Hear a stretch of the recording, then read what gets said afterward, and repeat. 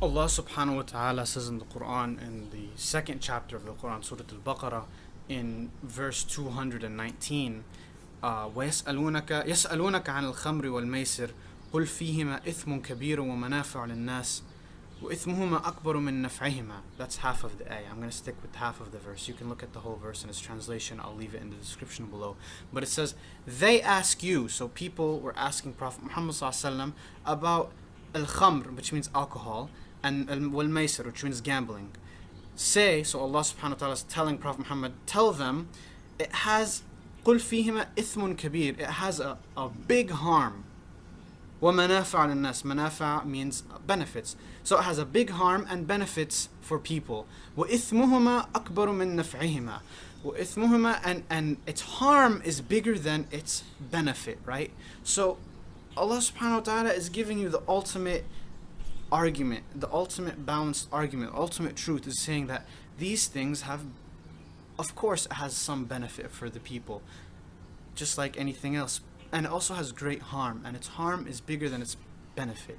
So this goes for people who are saying, it helps me with this, it helps me with that, it's good for me in this, it's good for me with that. People use it medicinally.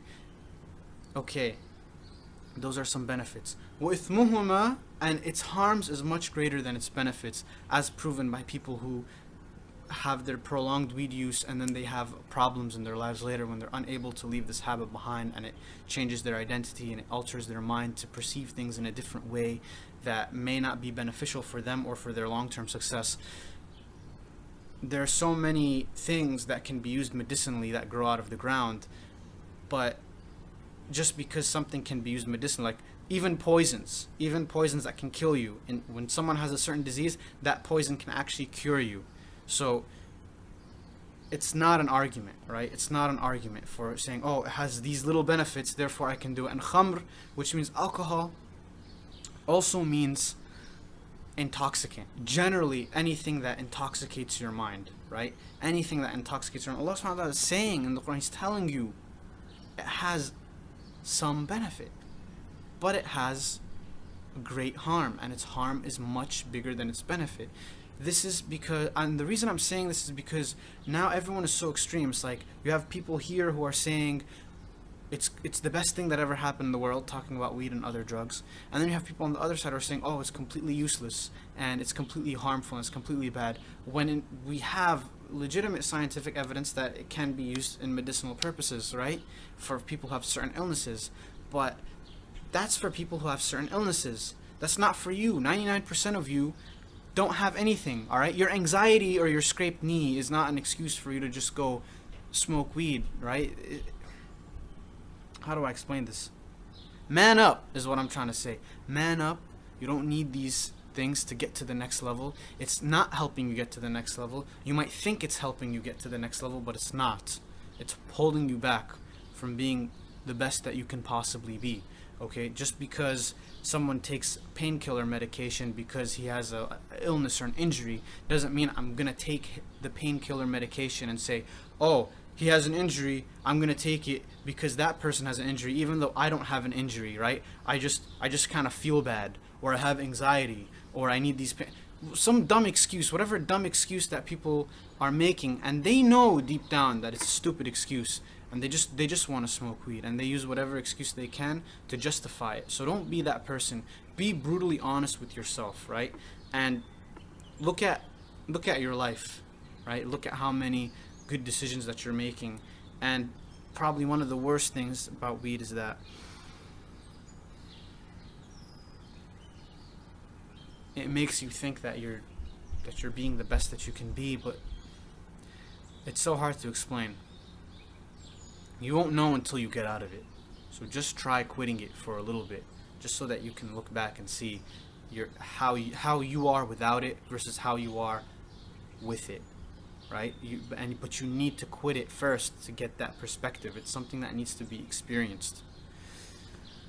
Alhamdulillah, man. And last but not least, can you imagine Prophet Muhammad sallallahu alaihi wasallam, astaghfirullah al-azim, smoking weed or eating hash? Can you imagine Jesus, peace be upon him, doing that? Can you imagine Moses, peace be upon him, doing that? Can you imagine Moses standing up to the Pharaoh and telling him, free my people, let them go? And you can imagine at the same time smoking weed or eating hash.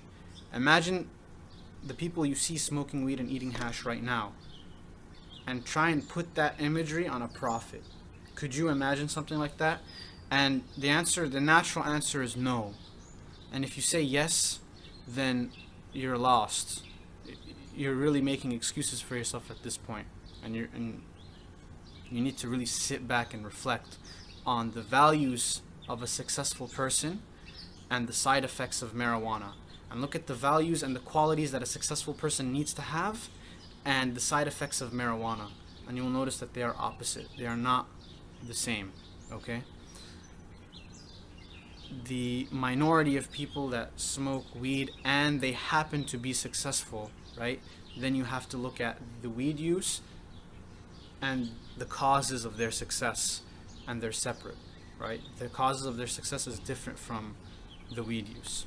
Anyways, guys, that weed use is for people who don't have a connection with Allah. They need something that mimics the effect of spirituality, so they do it and then they swear by it and they say it's the best thing ever. But if they had a relationship with Allah subhanahu wa ta'ala, like you should be trying to cultivate, they wouldn't need such things. Because in absence of a relationship with Allah subhanahu wa ta'ala, you're going to look for anything that fills that void. And this has happened in history when countries went on a materialistic secular program and they shut down the churches and they shut down everything. Like Russia went through a phase like that during the time of Peter the Great, in like the old times, right, when they were still loading guns with the musket and when they were using revolvers and stuff like that. But Russia went through a period like that, and people kind of lost their religion and they went through a materialist phase. And guess what happened? They started using like Ouija boards and like magic rituals, and that the occult kind of magic thing became a big phase and a big fashion in Russia. And why was that? Because people lost their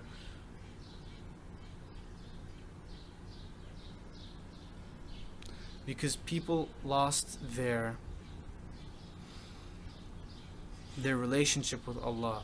So even though those things don't get you close to Allah, it copies some of the positive effects of spirituality enough that people think that they're filling that void with something, right? So just some food for thought for you guys to think about. Take care, guys. Peace out. Assalamu alaikum. يسألونك عن الخمر والميسر قل فيهما إثم كبير ومنافع للناس وإثمهما أكبر من نفعهما ويسألونك ماذا ينفقون قل العفو كذلك يبين الله لكم الآيات لعلكم تتفكرون يا أيها الذين آمنوا إنما الخمر والميسر والأنصاب والأزلام رجس من عمل الشيطان فاجتنبوه لعلكم تفلحون إنما يريد الشيطان أن يوقع بينكم العداوة والبغضاء في الخمر والميسر ويصدكم عن ذكر الله وعن الصلاة فهل أنتم منتهون